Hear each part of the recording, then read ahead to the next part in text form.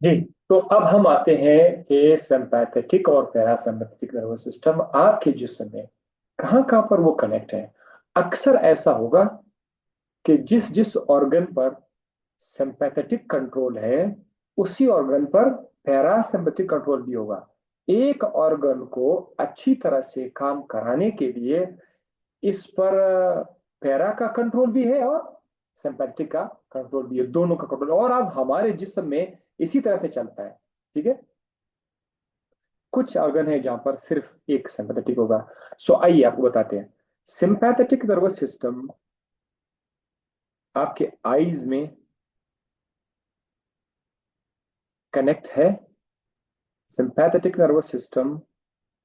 अच्छा, एक काम कर लेते हैं, मैं एक डायग्राम लिख लेता हूँ, उससे ज्यादा अच्छा होगा। ये डायग्राम है और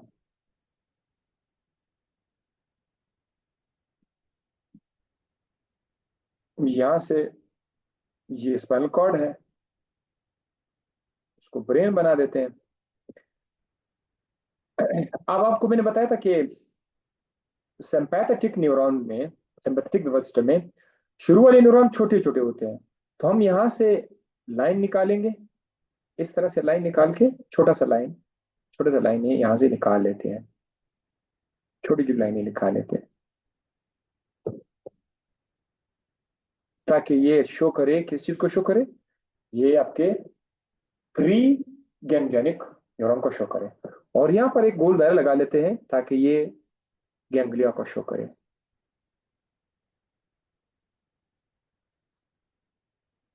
तो जो गैंग्लियन है वो स्पाइनल कॉर्ड के बहुत ज्यादा करीब है, बहुत ज्यादा करीब है।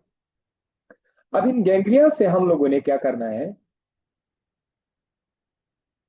हमने यहां से कनेक्शन लानी है आई की तरफ। ये कौन सा कनेक्शन होगा, कौन उसका नाम मुझे बताएंगे। ये जो आई के अंदर आ चुका है, ये इसका नाम कोई मुझे बता सकता है, ये कौन सा न्यूरॉन है? तेज बताओ, जल्दी बताओ, जल्दी बताओ। प्री, प्री, बोले अर्जू, पोस्ट गलत, प्री गलत, पोस्ट गलत। यस यस, शाबाश। अभी मैं जवाब देता हूँ, देखो आप लोग कौन कौन सही कह रहे हैं। अक्सर लोग सही कह रहे हैं, अब्दुल कबीर, फरजाना, सब के सब सही कह रहे हैं। देखो, ये जो आ रहा है गेंगलिया के बाद जो आ रहा है, इसका नाम है post, post, post ganglionic fibre है। वो जो था वो प्री गैंग्लियनिक। ठीक है, तो ये सारे पोस्ट गैंग्लियनिक फाइबर है। अच्छा, इसी तरह ये कनेक्शन आपके सलाइवरी ग्लैंड में भी आया हुआ है, ये कनेक्शन आपके लंग्स में भी आया हुआ है, और ये कनेक्शन आपके हार्ट के अंदर भी आया हुआ है, और ये कनेक्शन आपका लिवर के अंदर भी आया हुआ है, स्टमक के अंदर भी आया हुआ है, पेंक्रियास के अंदर भी आया हुआ है, इंटेस्टाइन के अंदर भी आया हुआ है, किडनी के अंदर भी आया हुआ है, ब्लेडर के अंदर भी आया हुआ है। रिप्रोडक्टिव ऑर्गन्स, फीमेल के अंदर यूटेरस, और मेल के अंदर penis and other reproductive organs. ठीक है, उधर ये गए हुए हैं। ठीक है, रिप्रोडक्टिव ऑर्गन्स में भी दोनों का वो है, तो हम बता देंगे वो करते क्या है। अच्छा, पैरासिम्पथेटिक के लिए हम लोग क्या करते हैं, पैरासिम्पथेटिक में फिर अजीब सा एक अलग सा वो है। पैरासिम्पथेटिक के लिए अगर मैं फिर से डायग्राम लिख दूं,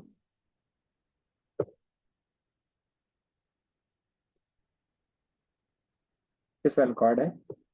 तो पैरासिम्पथेटिक के लिए पहला काम हम लोगों ने क्या करना है, पहला काम हमने ये करना है कि इसके जो फ्री ग्राउंड फाइबर है वो बहुत लंबे हैं। और दूसरा ये है कि हमने इसको स्टार्ट कहाँ से करना है, क्रेनियो से, क्रेनियम से। तो यहाँ से इसकी जो खोपड़ी है ना, खोपड़ी से हमने स्टार्ट करना है, खोपड़ी से हमने स्टार्ट करनी है। ये देखो,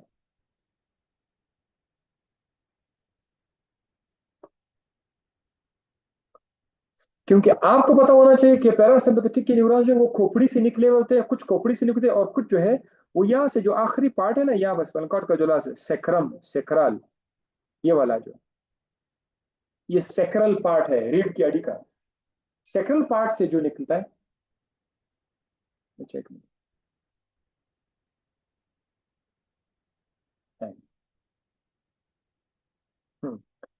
तो यहां से भी न्यूरॉन निकले हुए, ठीक है।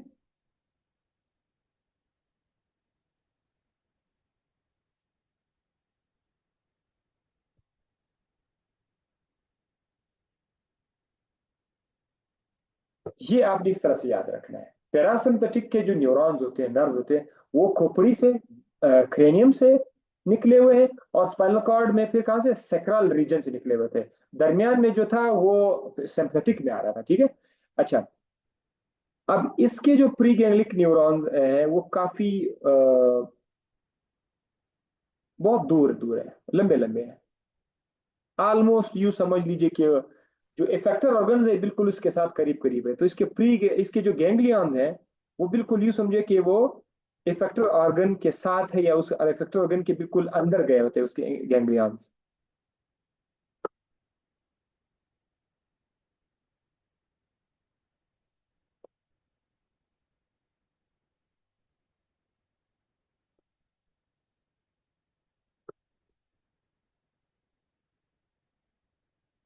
इस तरह से होगा, ठीक है। अब ये प्री गैंग्लियनिक फाइबर्स के काफी लंबे होते हैं।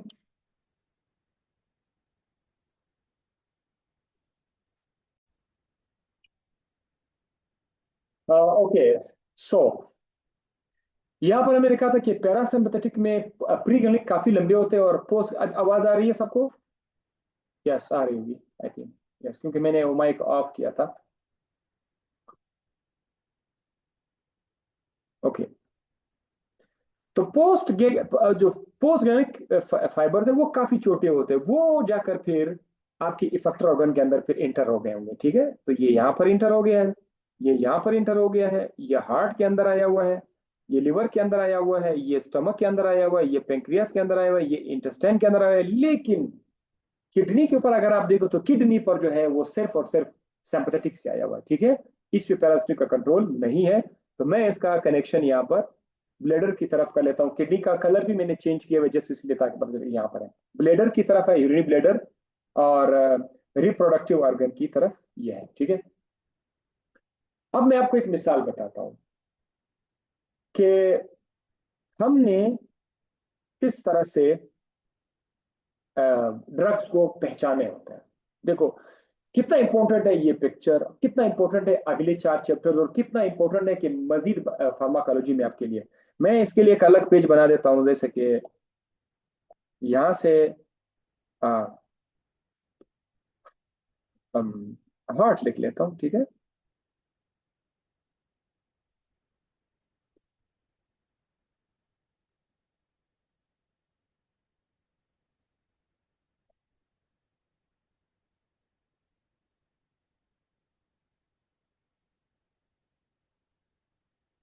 अब जरा देखिए, यहां से सिंपैथेटिक नर्वस सिस्टम है, सिंपैथेटिक नर्वस सिस्टम है। इसका एक न्यूरॉन यहां से निकला हुआ है, शॉर्ट न्यूरॉन है, फिर गैंग्लियन है, फिर गैंग्लियन के बाद एक नर्व इधर आया हुआ है, और यहाँ पर फिर कौन है, यहाँ पे सिंपैथेटिक, पैरासिम्पैथेटिक है, पैरासिम्पैथेटिक। यहाँ से एक लंबा सा न्यूरॉन आया हुआ है, फिर गैंग्लियन है, फिर वो इंटर हुआ है आपके हार्ट के अंदर, सही है। अब देखना, जो सिंपैथेटिक सिस्टम होगा, अक्सर उसका जो पोस्ट गैंग्लियनिक न्यूरॉन होंगे उसमें एड्रेनलिन होगा, एड एपिनेफ्रिन या एड्रेनलिन। आपको मैंने बताया था एपिनेफ्रिन का उसका नाम एड्रेनलिन है, तो उसमें एपिनेफ्रिन या एड्रीनलिन होगा। वो जो पोस्ट गैंग्लियनिक न्यूरॉन है उसमें एड्रेनलिन होगा, अक्सर ऐसा होता है। कुछ जगहों पर है एसिटाइलकोलिन, लेकिन ये एड्रेनलिन होता है, सिंपैथेटिक से एड्रेनलिन आ रहा होता है। एड्रेनलिन सिंपैथेटिक सिस्टम से आकर अगर हार्ट पर सिंपैथेटिक का न्यूरॉन आ जाए, सिंपैथेटिक अगर एक्टिवेट हो जाए, तो व्हाट विल हैपन, सिंपैथेटिक से हार्ट पर क्या असर पड़ेगा, बताओ मुझे।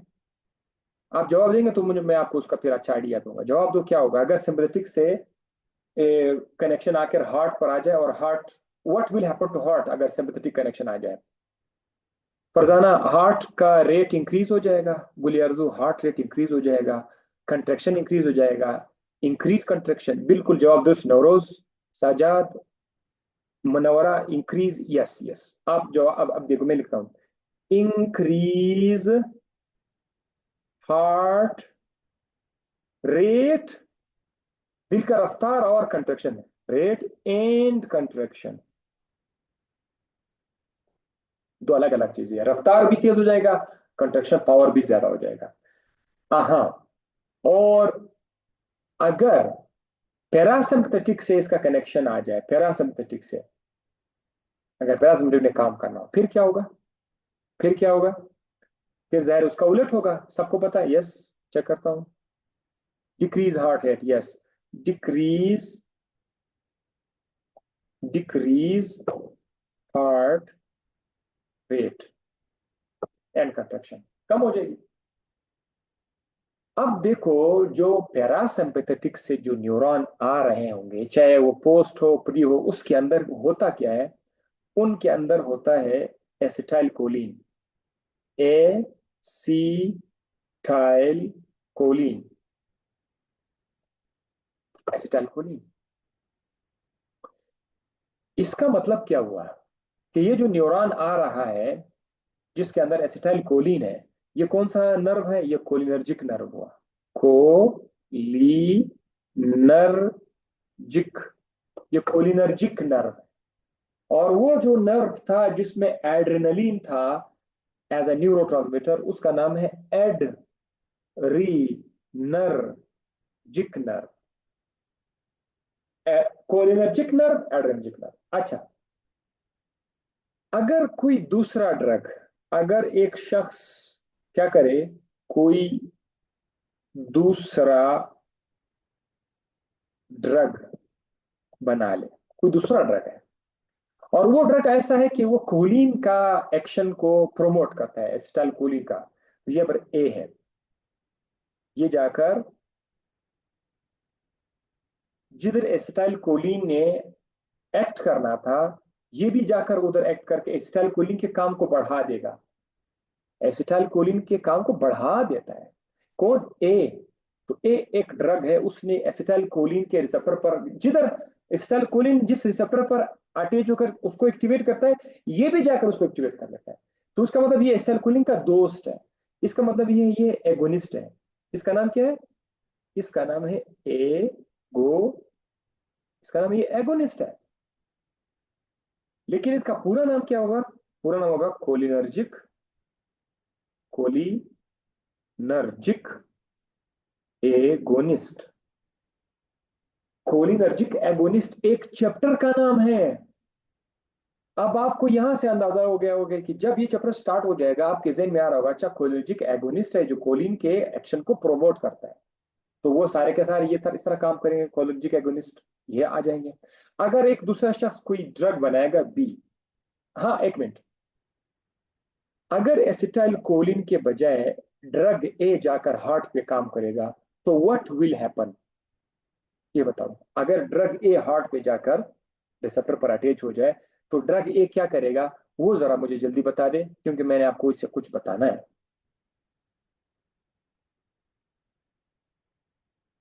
सेम लाइक एसिटाइल कोलिन, मतलब डिक्रीज हार्ट रेट, इंक्रीज नहीं, नहीं नहीं नहीं फरजाना, इंक्रीज नहीं।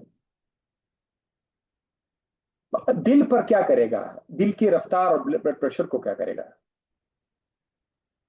मिमिक तो करेगा, डिक्रीज कर देगा। यस, ये मैंने आप लोगों से मैं सुनना चाहता हूं। ड्रग ए जाकर ड्रग ए जाकर हार्ट कंट्रैक्शन को क्या करेगा? हार्ट के रेट को डिक्रीज कर देगा। कोलिन भी हार्ट रेट को स्लो करता था, ये भी जाकर उसको क्या करेगा? स्लो करेगा। तो इसलिए इसका नाम कोलिनर्जिक एगोनिस्ट है।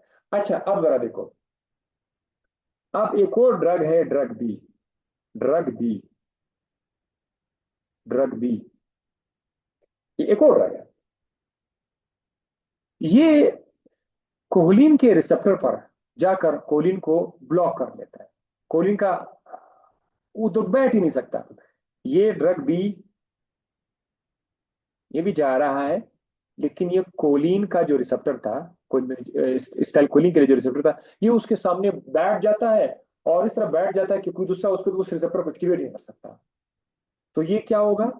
ये हो जाएगा कोलिनर्जिक एंटागोनिस्ट। इसका नाम होगा,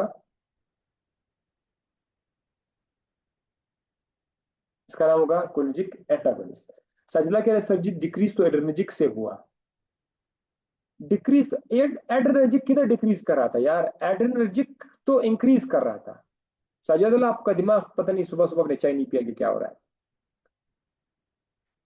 सो ड्रग भी अगर रिसेप्टर को ब्लॉक कर दे, जिधर एसिटाइल कोलिन आना था, तो एसिटाइल कोलिन तो नहीं आएगा।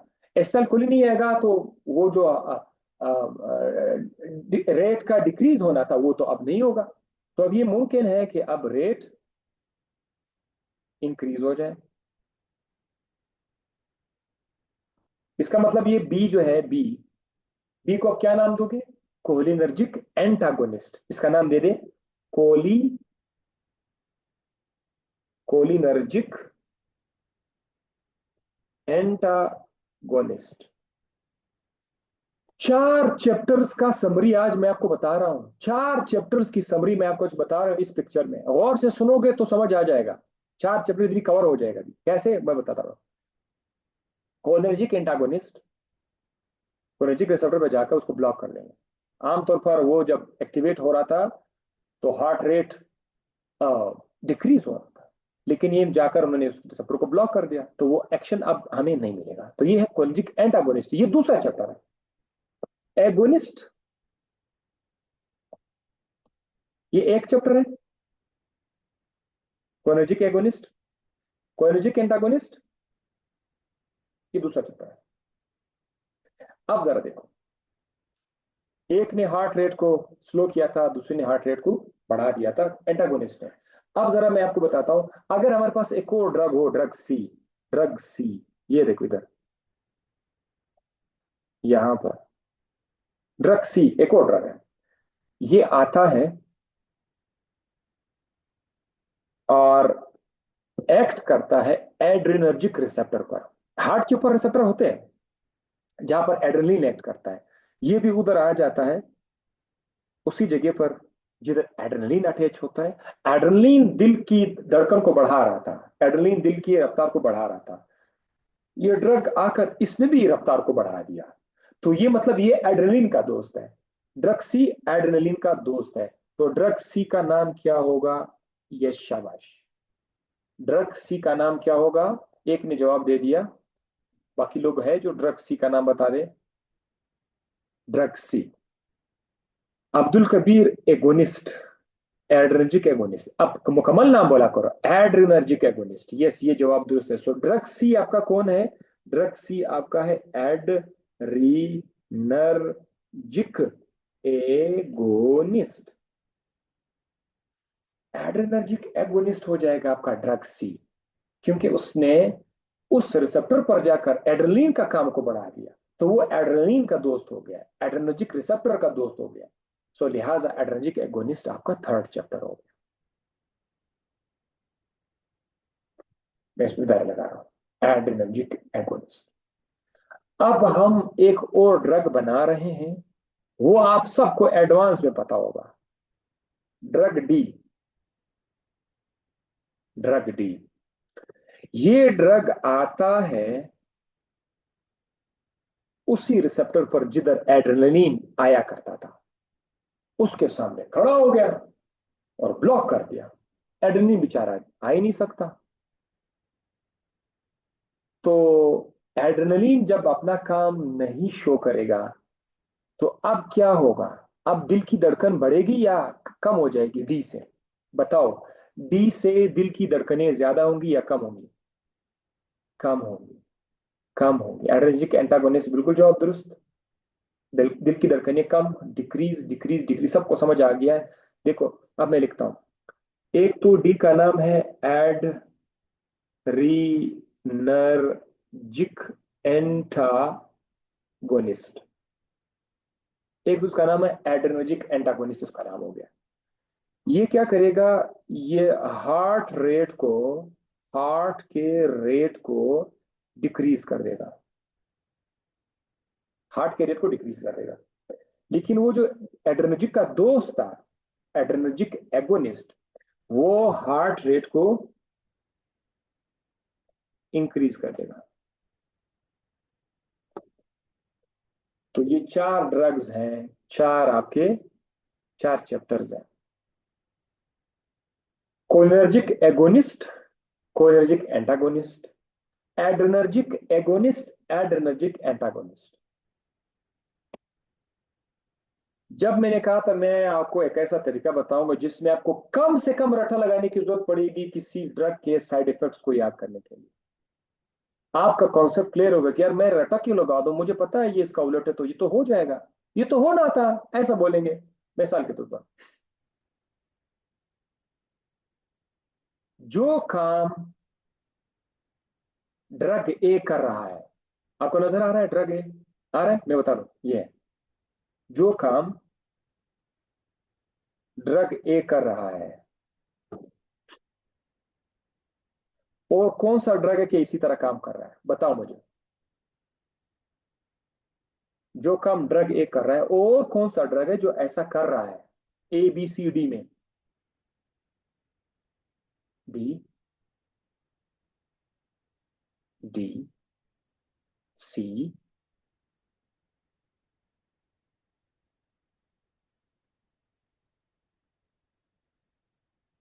ये सी तो नहीं बोला है, सी क्यों बोल रहे हो आप लोग।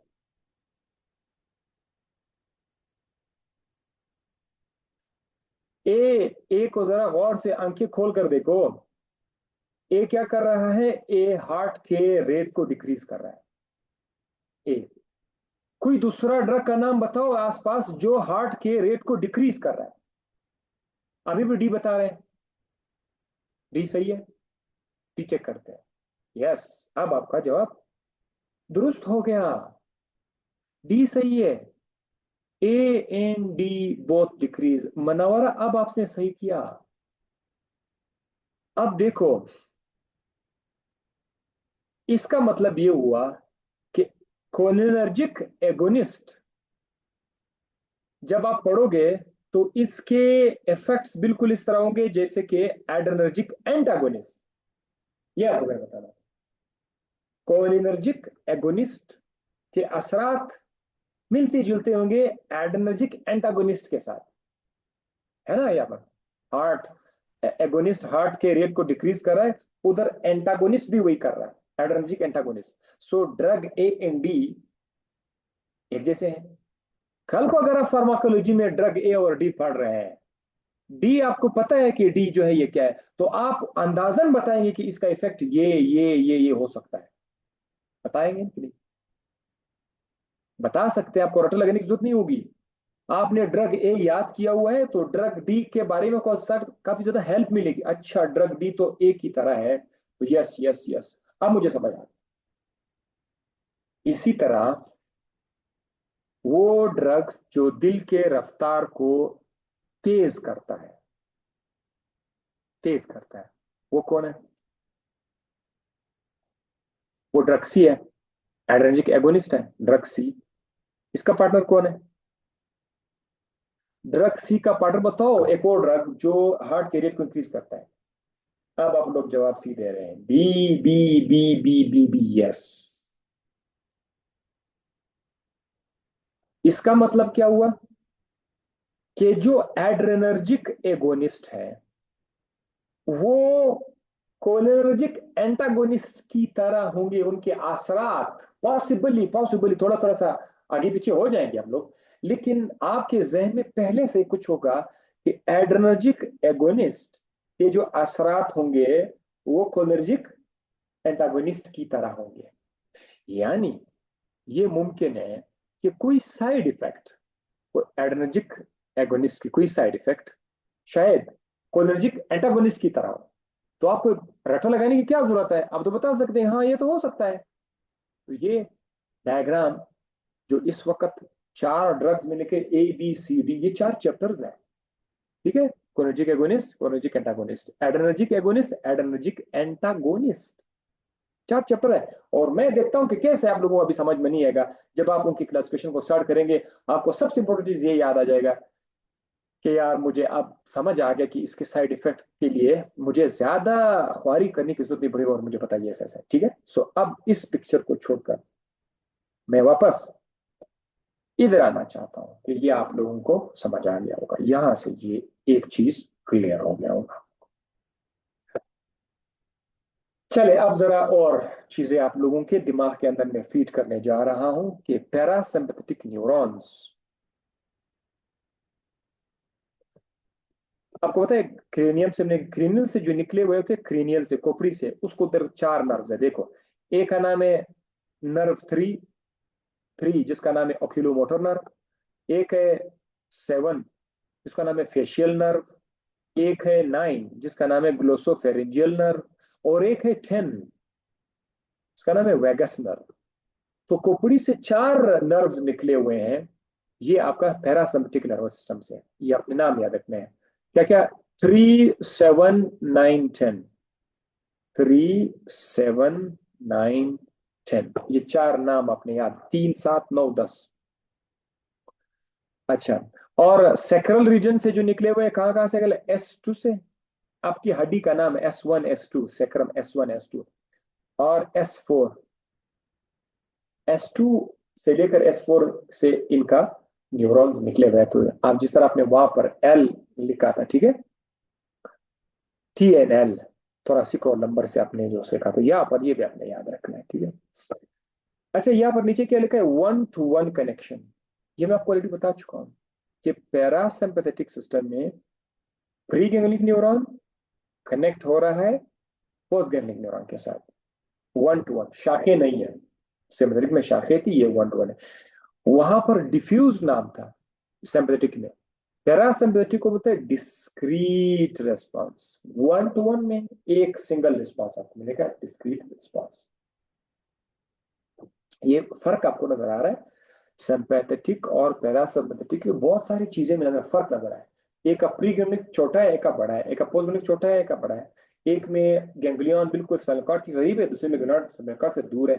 अब ये हमें आ गया कि सिंपैथेटिक में 1-to-many कनेक्शन है, और यहाँ पर 1-to-1 कनेक्शन है। सिंपैथेटिक में डिफ्यूज्ड है, यहाँ पर डिस्क्रीट है। हाँ जी, सिंपैथेटिक सिस्टम कब एक्टिवेट होता है? सिंपैथेटिक, सिंपैथेटिक कब एक्टिवेट होता है? ट्रॉमा, एक्सीडेंट हुआ है, सख्त बुखार है, शुगर की कमी है, बहुत शदीद सर्दी है, एक्सरसाइज कर रहा है, इन वक्त में आपका सिंपैथेटिक एक्टिवेट हो जाता है। चले, अब हमने और क्या आपको बताना है, वो ये है कि मैं सिंपैथेटिक और पैरासिम्पैथेटिक लिखूंगा, और आपको बताऊंगा कि लैक्रिमल ग्लैंड पे जाकर वो क्या करेंगे। लैक्रिमल ग्लैंड पे यहां में से आ जाते हैं। ये डायग्राम आपको मैंने बताना है। जो कलर मैं चेंज कर दूंगा, ब्लू कलर, ब्लू या ग्रीन कलर, वो पैरासिम्पैथेटिक के लिए। ठीक है, सिंपैथेटिक इमरजेंसी है, इमरजेंसी के लिए सुर्ख कलर इस्तेमाल करेंगे। ठीक है, सो लैक्रिमल ग्लैंड में टीयर्स निकलेंगे, टीयर्स,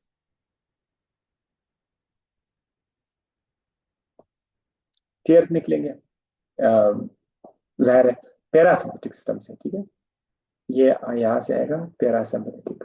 और स्लाइवरी ग्लैंड में क्या होगा? ये जो लैक्रिमल ग्लैंड है, इस पर पैरासिम्पैथेटिक का कोई खास कंट्रोल नहीं है, इस पर सिर्फ पैरासिम्पैथिक का कंट्रोल है। लैक्रिमल जिससे आंसू निकलता है।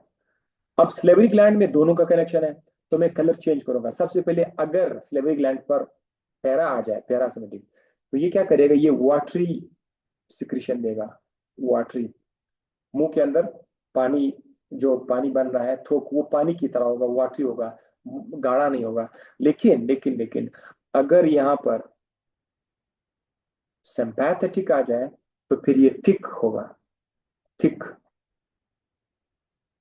ये गाढ़ा होगा। इतना सा फर्क है। ठीक है, एक में वाटरी, उसमें में थिक। स्लेवरी ग्लैंड पर दोनों का कनेक्शन गया, वकील गया दोनों का। हार्ट पर आ जाए, ये तो आपको पता है। हार्ट पर अगर हम पैरा की बात करेंगे तो डिक्रीज रेट, रेट को डिक्रीज करेगा और कंट्रक्शन को भी डिक्रीज करेगा। और अगर आप बात करेंगे सिंपैथेटिक की तो इंक्रीज करेगा। ये याद रखना पड़ेगा आपको। जीआईटी की तरफ आ जाते हैं, गैस्ट्रोइंटेस्टाइनल ट्रैक्ट में आ जाते हैं। गैस्ट्रोइंटेस्टाइनल ट्रैक्ट में अगर सिंपैथेटिक आ जाए तो वो क्या करेगा, वो मसल मोटिलिटी एंड टोन को डिक्रीज कर देगा। डिक्रीज, ये निशान लगाते हैं, डिक्रीज मसल टोन। जीआईटी का जो मसल है उसकी मूवमेंट स्लो हो जाएगी, ठीक है, लेकिन जो पैरा सिंपैथेटिक होगा वो मोशन को फास्ट कर देगा। इंक्रीज मसल टोन, टोन का मतलब मोटेलिटी यार, मोटेलिटी। अगर आपके पेट में मरोड़ है और तेज मोशन है, मरोड़ है, दर्द है,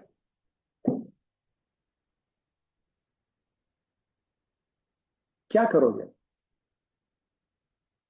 कोलिनर्जिक एगोनिस्ट दोगे या कोलिनर्जिक एंटागोनिस्ट दोगे? जरा सोचो तो सही।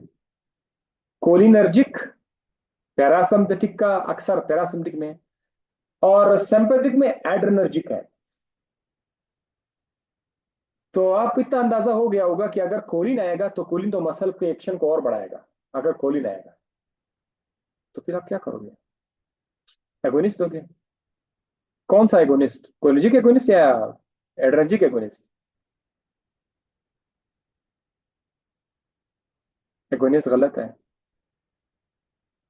Adrenergic agonist, adrenergic, adrenergic agonist तक सही है। कोलिनर्जिक एंटागोनिस्ट देना पड़ेगा। किसी ने जवाब नहीं दिया ना। कोलिनर्जिक एंटागोनिस्ट मैं आपको बताता हूँ, यही तो चीज है जो मैं आपको बताना चाहता हूँ। इसके लिए इतना आसानी से तो नहीं आएगा। कुछ चीजें जो बहुत ज्यादा कंसेप्चुअल है वो थोड़ी मुश्किलात से आएंगी लेकिन आपके दिमाग में बैठ जाएंगी। देखो यहाँ पर ये जो कलर मैंने लिखा हुआ है ब्लैक या ब्लू कलर, ये कोलिनर्जिक का है, ठीक है, पैरासिम्पथेटिक का है, पैरा सिंपैथेटिक का है। और पैरासिम्पथेटिक अक्सर क्या यूज करते हैं, क्या यूज करते हैं पैरासिम्पथेटिक अक्सर क्या यूज करते हैं? एसिटाइल कोलिन यूज करते हैं। मतलब ये तो यार कम से कम पता होना चाहिए। मसल टोन, इसका मतलब ये कि कोलिन पेट के अंदर मोशन को बढ़ा रहा है। कोलिन जब जाए तो आप लोगों ने इसका इलाज क्या करना है? कोलिन तो जा रहा है, उसको मसल टोन बढ़ा रहा है, उधर कोलिनर्जिक रिसेप्टर रहा है। तो आप लोग कोलिनर्जिक एगोनिस्ट दोगे या एंटागोनिस्ट दोगे कि वो इलाज ठीक हो जाए, वो मोशन स्लो हो जाए? कोलिनर्जिक एंटागोनिस्ट देना है। सो हम लोग इसको क्या करेंगे, एंटा एंटागोनिस्ट देंगे। इस तरह ये डायग्राम आपको हेल्प देता है। अगर आपको ये चीज याद हो जाए तो आपको पता है कि यार जो हो रहा है उसका उलट चाहिए आपको मिल जाएगा, जो उल्टा हो रहा है उसका सीधा चाहिए वो भी आपको मिल जाएगा।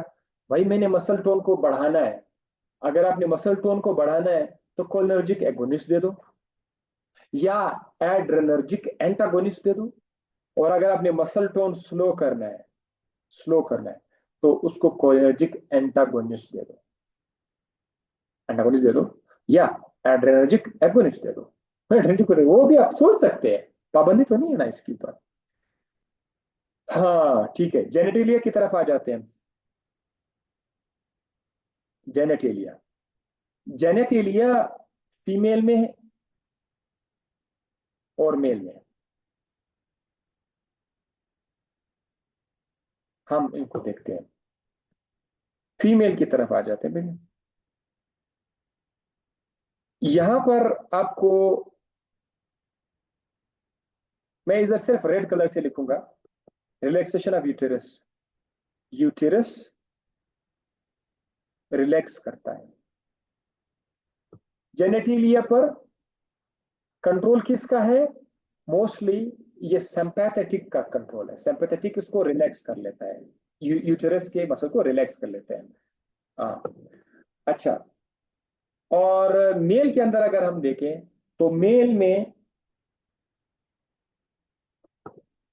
Ejaculation, ejaculation